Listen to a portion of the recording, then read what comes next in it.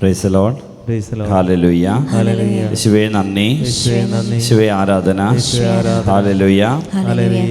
നമ്മുടെ അടുത്ത മാസത്തെ ധ്യാനങ്ങൾ 1-3 ആഴ്ചകളിലാണ് നമുക്ക് ധ്യാനമുള്ളത്.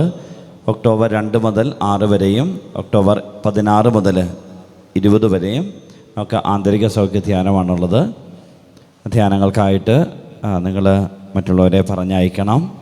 നിങ്ങളുടെ ധ്യാനങ്ങൾ കൂടിയിട്ടില്ലെങ്കിൽ ധ്യാനം കൂടുന്നത് നല്ലതാണ്. ഞാൻ നേരത്തെ പറഞ്ഞതുപോലെ 365 ദിവസം ഒരു വർഷം നമുക്ക് ഈശോ തരുമ്പോൾ അതിലൊരു 4 ദിനങ്ങൾ ഈശോ തന്ന എല്ലാ അനുഗ്രഹങ്ങൾക്ക് നന്ദി പറയാനും കർത്താവിൻ്റെ വചനത്തിൻ്റെ വെളിച്ചത്തിലിരുന്ന് നമ്മളെ തന്നെ പരിശോധിക്കാനും ഈശോയെ കൂടുതൽ ആഴത്തിൽ അറിയാനും വേണ്ടി നമ്മൾ മാറ്റിവെക്കണം. ഞാൻ കണ്ടൊരു കാര്യം, അനേക കുടുംബങ്ങൾ ഒരുപാട് സങ്കടത്തിലൂടെയും ഞെരുക്കത്തിലൂടെയും കടന്നു പോകുന്നതിനുള്ള കാരണം ദൈവികമായ കാര്യങ്ങളെക്കുറിച്ച് അറിയാത്തതാണ്. എങ്ങനെ ഒരു കുടുംബജീവിതം നയിക്കണം, അല്ലെ മാതാപിതാക്കന്മാരുടെ കടമ എന്താണ്, കുടുംബജീവിതത്തിലെ ഏറ്റവും പ്രധാനപ്പെട്ട കാര്യങ്ങൾ എന്തൊക്കെയാണ്, അതുപോലെ നമ്മൾ ഏറ്റവും കൂടുതൽ 1-ാം സ്ഥാനം കൊടുക്കേണ്ട മേഖലകൾ എന്തൊക്കെയാണ്, ഇങ്ങനെയുള്ള കാര്യങ്ങളെക്കുറിച്ചുള്ള അജ്ഞതയാണ് പലപ്പോഴും പല കുടുംബങ്ങളെയും വലിയ ദുഃഖത്തിലും തകർച്ചയിലേക്കും തള്ളിവിടുന്നത്. ഒരു കുടുംബത്തിൻ്റെ ധനം കുഞ്ഞുങ്ങളാണ്. ആ കുഞ്ഞുങ്ങളെ ദൈവഭയത്തെ വളർത്തുക എന്നുള്ളതാണ് മാതാപിതാക്കന്മാരുടെ ഏറ്റവും വലിയ ഉത്തരവാദിത്വം. കുഞ്ഞുങ്ങൾക്ക് വേണ്ടി പണം ശേഖരിക്കലല്ല, കുഞ്ഞുങ്ങൾക്ക് ഈശോയെ കൊടുക്കലാണ് മാതാപിതാക്കന്മാരുടെ ദൗത്യം. അതുകൊണ്ട് പണത്തിന് പിന്നാലെ അല്ല ഓടേണ്ടത്. നിങ്ങൾ പണത്തിന് പിന്നാലെ ഓടുമ്പോൾ കുഞ്ഞുങ്ങളും അതേ പാതയിലായിരിക്കും നിങ്ങളുടെ പുറകെ ഉണ്ടാവും.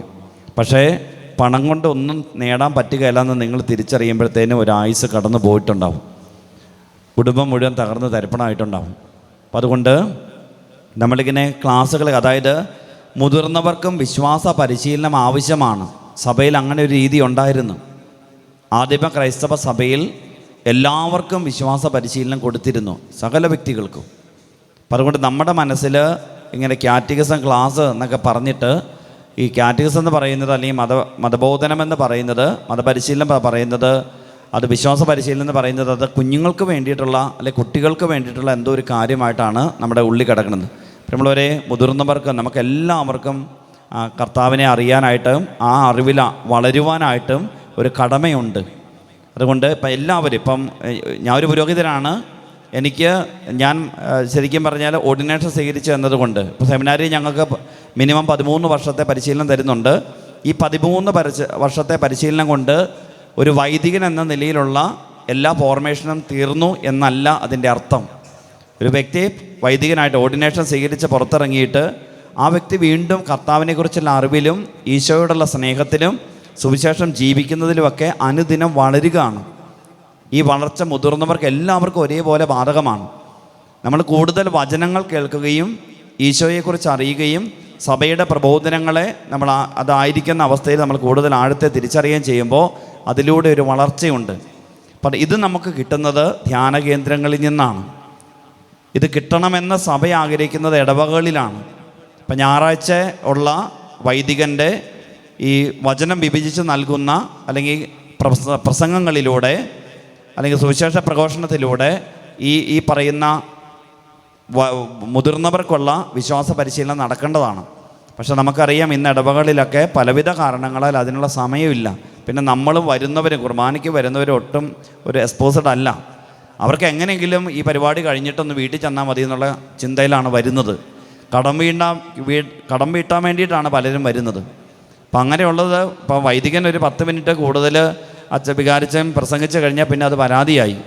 ഈ 10 മിനിറ്റ് കൊണ്ട് കുർബാന എവിടെയാണ് തീരുന്നതെന്നുള്ള അന്വേഷണമാണ് നമുക്ക് ഞായറാഴ്ച രാവിലെ ഉണർന്നു കഴിഞ്ഞാൽ. അപ്പം അതുകൊണ്ടാണ് പലരും, ഇപ്പം ഞാൻ ഇങ്ങനെ സഭകളെ കാര്യങ്ങൾ പറയുന്നതല്ല എങ്കിലും ഇപ്പം നമുക്കറിയാം വേറെ എവിടെയെങ്കിലും ഒരു 10 മിനിറ്റ് നേരത്തെ കുർബാന കഴിയുന്നുണ്ടെങ്കിൽ അങ്ങോട്ട് പോകും. അപ്പം അതുകൊണ്ട് അതൊക്കെ ഈ ദൈവികമായ കാര്യങ്ങളെക്കുറിച്ചും അല്ലെങ്കിൽ കുദാശകളെക്കുറിച്ചുള്ള അജ്ഞത കൊണ്ട് വരുന്നതാണ്. അപ്പം അതുകൊണ്ട് ഇത്തരം കാര്യങ്ങൾ മാറണം. ഇന്ന് അല്പമെങ്കിലുമൊക്കെ നമുക്ക് ഈ മുതിർന്നവർക്കുള്ള വിശ്വാസ പരിശീലനം നമുക്ക് കിട്ടുന്നത്, അല്ലെങ്കിൽ ഈശോയെ കൂടുതൽ ആഴത്തിൽ അറിയാനും ഈശോയെ കൂടുതൽ ആഴത്തെ സ്നേഹിക്കാനും വചനത്തിൽ വളരാനുമൊക്കെ നമുക്കൊരവസരം കിട്ടുന്ന ധ്യാന കേന്ദ്രങ്ങളിൽ നിന്നാണ്. അപ്പം അതിന് വേണ്ടിയിട്ട് നമ്മൾ സമയം മാറ്റിവെക്കണം. അനേക കുടുംബങ്ങൾ തകർന്നിരിക്കുന്നതും അനേക കുഞ്ഞുങ്ങളുടെ ജീവൻ നശിച്ചു പോയതും തക്ക സമയത്തൊരു ഉപദേശം കിട്ടാത്തത് കൊണ്ടാണ്.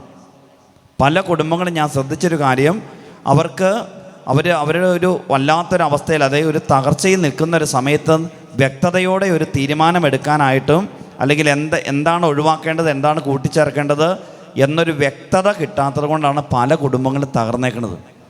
ഒരു പ്രതിസന്ധി വരുമ്പോൾ തക്ക സമയത്ത് നല്ലൊരു ഉപദേശം കിട്ടാത്തത് കൊണ്ടാണ് പല കുടുംബങ്ങളും ഞെരുക്കത്തിലായതും പല മക്കളുടെ ജീവിതവും നശിച്ചു പോയത്. ഇതിനുള്ള വേദി ധ്യാനകേന്ദ്രങ്ങളാണ്. നിങ്ങൾ എല്ലാ വർഷവും ഒരു 4 ദിനം ഈശോയുടെ കൂടെ ഇരിക്കാനും വചനം കേൾക്കാനും തങ്ങളെ തന്നെ വിശുദ്ധീകരിക്കാനും ഈശോയോടുള്ള സ്നേഹത്തിൽ ആഴപ്പെടാനും വേണ്ടി മാറ്റി വെച്ചിട്ടുണ്ടെങ്കിൽ പ്രിയമുള്ളവരെ, നിങ്ങളുടെ കുടുംബം തലമുറ അനുഗ്രഹിക്കപ്പെടും. ഹല്ലേലൂയ. ശിവേ നന്ദി, ശിവേ ആരാധന. ഹല്ലേലൂയ.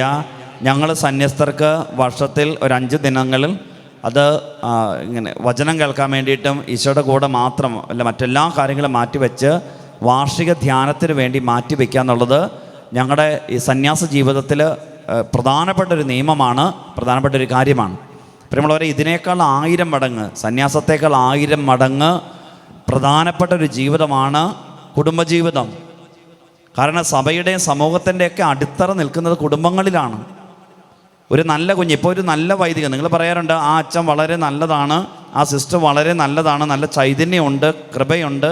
പ്രിയമുള്ളവരെ, ഇതൊന്നും സെമിനാരിയിലോ അല്ലെങ്കിൽ മഠങ്ങളിലോ രൂപപ്പെട്ടതൊന്നും അല്ല. സെമിനാരികളിൽ നിന്നും മഠത്തിൽ നിന്നൊന്നും കിട്ടുന്നില്ല എന്നല്ല പറയുന്നത്. അവരുടെ കുടുംബങ്ങളിൽ അപ്പനും അമ്മയും വിതച്ചു കൊടുത്തതിൻ്റെ, അപ്പൻ്റെ അമ്മയുടെ ജീവിതത്തിൽ കണ്ടതിൻ്റെ ആ വിത്ത് പാകിയത് കുടുംബങ്ങളിലാണ്.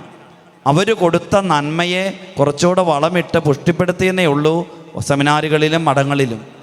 അതുകൊണ്ട് ഒരു നല്ല വൈദികൻ, ഒരു നല്ല സന്യാസിനി അവരുടെ ആരംഭ കുടുംബങ്ങളിലാണ്. മാതാപിതാക്കന്മാരുടെ ജീവിതത്തിൽ അവർ കണ്ട നന്മ, അവർ കണ്ട വിശ്വാസ ജീവിതം, ഈശോയോടുള്ള സ്നേഹം, ആ സ്നേഹമാണ് ഒരു കുഞ്ഞിൻ്റെ ഹൃദയത്തിൽ ഈശോയോടുള്ള സ്നേഹം ഉളപ്പിക്കുന്നത്. കുടുംബങ്ങളിൽ നിന്നാണ് നല്ല വൈദികരുണ്ടാകുന്നത്, നല്ല സന്യസ്തരുണ്ടാകുന്നത്. ഇന്ന് നമ്മൾ പറയും മക്കളുടെ എണ്ണം കുറഞ്ഞതുകൊണ്ടാണ് ഇന്ന് ദൈവവിളി കുറഞ്ഞിരിക്കുന്നത്. ഒന്നും അല്ല കേട്ടോ, കുടുംബങ്ങളിലുള്ള വിശ്വാസ ജീവിതം കുറഞ്ഞു പോകുന്നതുകൊണ്ട് തന്നെയാണ്. ഇപ്പോൾ 1ഉം 2ഉമുള്ള, ഇപ്പം ഞങ്ങളുടെയൊക്കെ സെമിനാറുകളിൽ വരുന്നതിൽ ഭൂരിഭാഗം ഒരൊറ്റ ആൺകുഞ്ഞേ ഉള്ളൂ. പക്ഷെ ആ കുഞ്ഞുങ്ങൾ പോന്നേക്കാണ്. അവർ ഇങ്ങനെ ഇറങ്ങിപ്പോരാനുള്ള കാരണം കുടുംബങ്ങളിൽ നിന്ന് കിട്ടിയ ചൈതന്യമാണ്. അപ്പം അതുകൊണ്ട് എനിക്ക് നിങ്ങളോട് പറയാനുള്ളത്, ഞങ്ങൾ സന്യസ്തര് വാർഷിക ധ്യാനം കൂടുന്നതിനേക്കാൾ 1000 മടങ്ങ് ഈ കുടുംബജീവിതം നയിക്കുന്നവർ ഇങ്ങനെയുള്ള കർത്താവിനെ കേൾക്കാനും വചനം കേൾക്കാനും സ്വന്തം പരിശോധിക്കാനും ഇങ്ങനെ വിശ്വാസത്തിൽ ആഴപ്പെടാനും വേണ്ടിയിട്ട് സമയം നീക്കി വെക്കണം. ഇന്ന് പല കുടുംബങ്ങളിലും ജീവിതമില്ല, ഒരു അഡ്ജസ്റ്റ്മെൻറ്റിൽ അങ്ങോട്ട് പോണു. പലരുടെ ഹൃദയത്തിൽ വല്ലാത്ത സങ്കടമാണ് കിടക്കുന്നത്. അതുകൊണ്ട് തന്നെ അതായത് നമ്മൾ സ്വസ്ഥതയും സമാധാനം അനുഭവിക്കുമ്പോഴേ നമ്മളിലുള്ള ഏറ്റവും ബെസ്റ്റായിട്ടുള്ള നന്മകൾ പുറത്തേക്ക് വരുവുള്ളൂ. ഒരു വ്യക്തി ക്രിയേറ്റീവ് ആകുന്നത് ആ വ്യക്തിയുടെ ഉള്ളിൽ ഒരു സ്വസ്ഥത അനുഭവിക്കുമ്പോഴാണ്. അത് സന്യാസത്തിലാണെങ്കിലും കുടുംബജീവിതത്തിലാണെങ്കിലും അങ്ങനെ തന്നെയാണ്. ഒരു വ്യക്തിയിൽ നിന്ന് ഏറ്റവും നല്ല കാര്യങ്ങൾ പുറത്തേക്ക് വരുന്നത് ആ വ്യക്തി ഉള്ളിൻ്റെ ഉള്ളിൽ ഒരു സമാധാനവും സ്വസ്ഥതയും അനുഭവിക്കുകയും സ്വസ്ഥതയോടെ ദൈവസന്നിധിയിൽ ഇരിക്കുകയും ദൈവം തന്ന കാര്യങ്ങൾ കാണുകയൊക്കെ ചെയ്യുമ്പോഴാണ്. അപ്പം അതുകൊണ്ട് നിങ്ങൾ നന്നായിട്ട് ധ്യാനം കൂടുക എന്ന് പറയുന്നത് എന്തെങ്കിലും തകർച്ച വരുമ്പോൾ ഓടി വരാനുള്ള ഇടമല്ല ധ്യാനകേന്ദ്രം. കർത്താവിനെ അറിയാനും ഈശോ തന്ന നന്മകൾക്ക് നന്ദി പറയാനും കൂടുതൽ ഈശോയോടുള്ള സ്നേഹത്തിൽ ആഴപ്പെടാനും വേണ്ടിയിട്ടാണ് നമ്മൾ വചനം കേൾക്കാൻ വേണ്ടി പോകുന്നത്. അപ്പം അതുകൊണ്ട് നിങ്ങളെല്ലാവരും ഇനായിലേക്ക് വരണം എന്നല്ല പറഞ്ഞ്, ഏതെങ്കിലും ധ്യാനകേന്ദ്രങ്ങളിൽ എവിടെ ഇരുന്നാലും പരിശുദ്ധാത്മാവാണ് പ്രവർത്തിക്കുന്നത്. നിങ്ങൾ ഏത് ധ്യാനകേന്ദ്രത്തിൽ ധ്യാനം കൂടിയാലും കുഴപ്പമില്ല. ആത്മാവാണ്, വചനം കർത്താവാണ് അവിടെ പ്രഘോഷിക്കപ്പെടുന്നത്, പരിശുദ്ധാത്മാവാണ് പ്രവർത്തിക്കുന്നത്. പക്ഷേ ഇങ്ങനെ ഒരു ശീലം നമ്മൾ രൂപപ്പെടുത്തിയെടുക്കണം. അതെല്ലാവരും, ഇപ്പോൾ ഒരു കുടുംബത്തിൽ 5 പേരുണ്ടോ, അപ്പനും മക്കളും കുഞ്ഞുങ്ങളും എല്ലാം എവിടെയെങ്കിലും ഇപ്പോൾ ഒരുമിച്ച് പോകാൻ പറ്റുമെങ്കിൽ ഏറ്റവും നല്ല കാര്യമാണ്. അങ്ങനെ വരുന്ന അനേകം നല്ല കുടുംബങ്ങളുമുണ്ട്. അപ്പനും അമ്മയും മക്കളും എല്ലാവരും ഒരുമിച്ച് വന്ന് വചനം കേട്ട് പോകുന്ന. ഇപ്പം നമ്മുടെ കുടുംബത്തെ പലവിധ കാരണങ്ങൾ കൊണ്ട് ചിലപ്പോൾ എല്ലാവർക്കും ഒരുമിച്ച് വരാൻ പറ്റിയെന്ന് വരത്തില്ല. പക്ഷേ വർഷത്തിലൊരു പ്രാവശ്യമെങ്കിലും താമസിച്ചുള്ള ധ്യാനങ്ങൾ കൂടുക എന്ന് പറയുന്നത് പ്രധാനപ്പെട്ടതാണ്.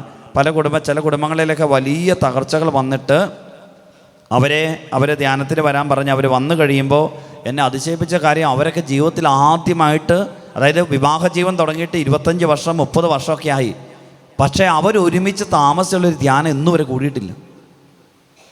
അതുകൊണ്ട് ഇങ്ങനെയുള്ള കാര്യങ്ങൾ നമ്മൾ ശ്രദ്ധിക്കണം കേട്ടോ. കർത്താവിൻ്റെ കൂടെ ഇരിക്കാനായിട്ട് നമ്മൾ സമയം കണ്ടെത്തണം. വചനം കേൾക്കാനും നമ്മളെ തന്നെ കണ്ടെത്താനും ഈശോ തന്ന അനുഗ്രഹങ്ങളൊക്കെ കണ്ട് നന്ദി പറയാനും വേണ്ടിയിട്ട് നമ്മൾ സമയം കണ്ടെത്തണം. 1 തെസ്സലോനിക്ക 5:16-17 വാക്യങ്ങൾ പറയുന്ന ഇതാണ്: നിങ്ങൾ എപ്പോഴും സന്തോഷത്തോടെ ഇരിക്കുവിൻ, ഇടപെടാതെ പ്രാർത്ഥിക്കുവിൻ, എല്ലാ കാര്യങ്ങളിലും നന്ദി പ്രകാശിപ്പിക്കുവിൻ. ഇതാണ് നിങ്ങളെക്കുറിച്ചുള്ള യേശുക്രിസ്തു നിങ്ങളെക്കുറിച്ചുള്ള ദൈവഹിതം എന്നാണ് പറഞ്ഞിരിക്കുന്നത്. അതായത് എപ്പോഴും സന്തോഷത്തോടെ ഇരിക്കാനാണ് കർത്താവ് പറഞ്ഞിരിക്കുന്നത്. പ്രിയമുള്ളവരെ, ഇന്ന് നമ്മുടെയൊക്കെ ജീവിതത്തിൽ 99% നന്മ കിടക്കുന്നുണ്ട്. പക്ഷേ 1% എവിടെയെങ്കിലുമൊക്കെ സങ്കടങ്ങളും ഞെരുക്കങ്ങളും ഉണ്ടാവും. അത് ദൈവം തരുന്നത് നമ്മൾ കർത്താവിനെ അറിയാനും വളരാനും വേണ്ടിയിട്ടാണ്, സുവിശേഷം പരിശീലിക്കാൻ വേണ്ടിയിട്ടാണ്. പക്ഷേ നമ്മൾ ഈ 99% നന്മയിലേക്ക് നോക്കാതെ 1% തിന്മയിലേക്ക് നോക്കിയിട്ട് ഇങ്ങനെ സങ്കടപ്പെട്ടിരിക്കുകയാണ്.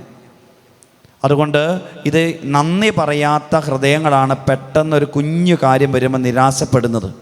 നന്ദി പറയാത്ത ഹൃദയങ്ങൾ, അത് അവർക്ക് വിശ്വാസം ഉണ്ടാകത്തില്ല.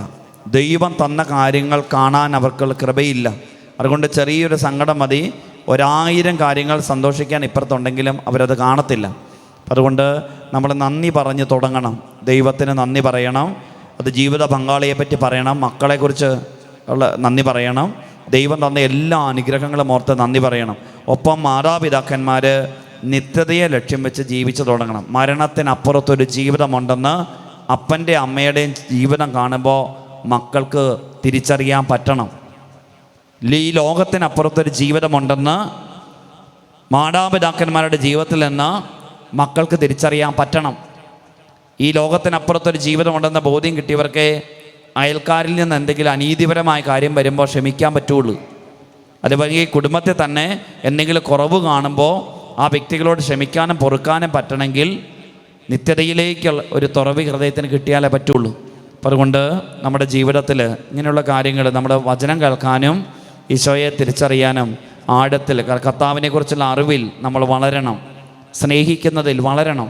പരസ്നേഹത്തിലും ഈശോയോടുള്ള സ്നേഹത്തിലും നമ്മൾ വളരണം.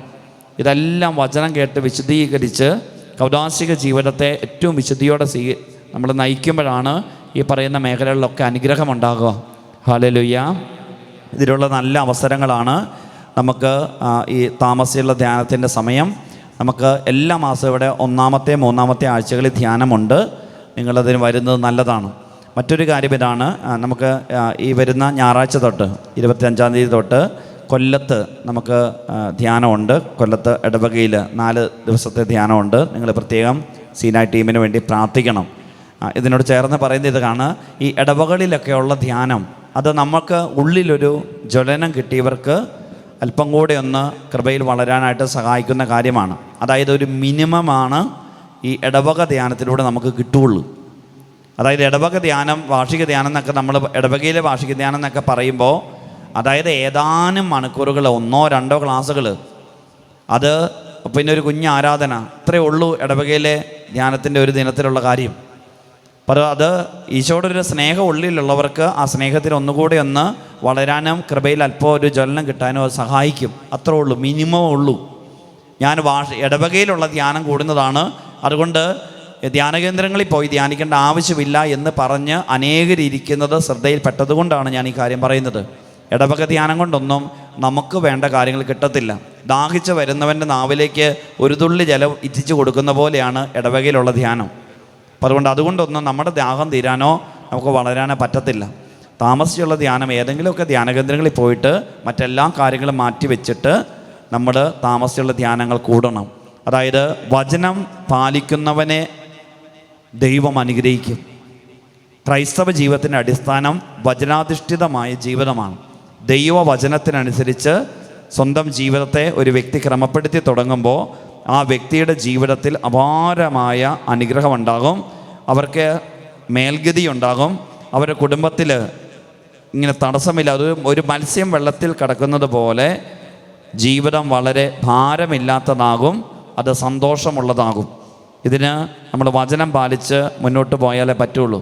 ദൈവവചനത്തെ നമ്മൾ അവഗണിക്കുമ്പോൾ അതെല്ലാം നാശത്തിലേക്ക് പോകുന്ന കാര്യമാണ്. അതുകൊണ്ടാണ് വചനം പറയുന്നത്, ഒരു ദൈവ മനുഷ്യനെ സരള ഹൃദയനായിട്ട് സൃഷ്ടിച്ചു, അവൻ്റെ ജീവിതത്തിൻ്റെ എല്ലാ സങ്കീർണതകൾക്കും കാരണം അവൻ തന്നെയാണെന്ന് പറഞ്ഞിരിക്കുന്നത്. അതായത് എല്ലാ പ്രശ്നങ്ങളും ഉണ്ടായിരിക്കുന്നത് നമ്മൾ ദൈവത്തെ മറന്ന് ഈശോയെ അവഗണിച്ച് ജീവിക്കുമ്പോഴാണ്.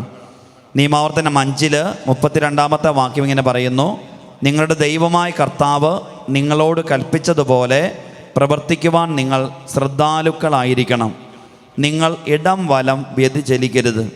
നിങ്ങൾ ജീവിച്ചിരിക്കാനും നിങ്ങൾക്ക് നന്മയുണ്ടാകാനും നിങ്ങൾ കൈവശമാക്കുന്ന ദേശത്ത് ദീർഘനാൾ വസിക്കാനും വേണ്ടി നിങ്ങളുടെ ദൈവമായ കർത്താവ് കൽപ്പിച്ചിട്ടുള്ള മാർഗത്തിലൂടെ ചരിക്കണം.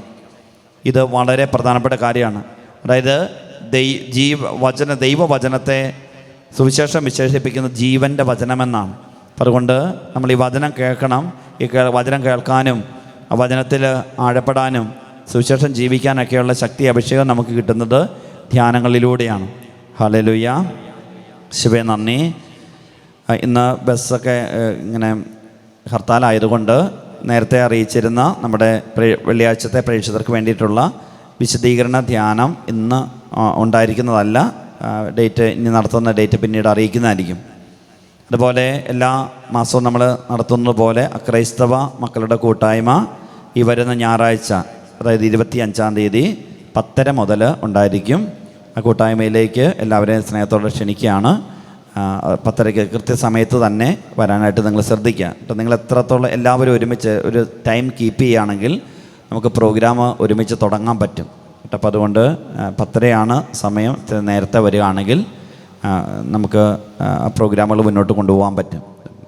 അപ്പോൾ ഈ ഞായറാഴ്ച, അതായത് 25-ാം തീയതി 10:30 ക്രൈസ്തവ കൂട്ടായ്മയുണ്ട്. അതിന് വരുന്ന എല്ലാവരും നേരത്തെ തന്നെ എത്തിച്ചേരാനായിട്ട് പരിശ്രമിക്കുക. എല്ലാവർക്കും അതിലേക്ക് സ്വാഗതമാണ്. എല്ലാവർക്കും വരാവുന്നതാണ്. ഹല്ലേലൂയ. ശിവേ നന്ദി.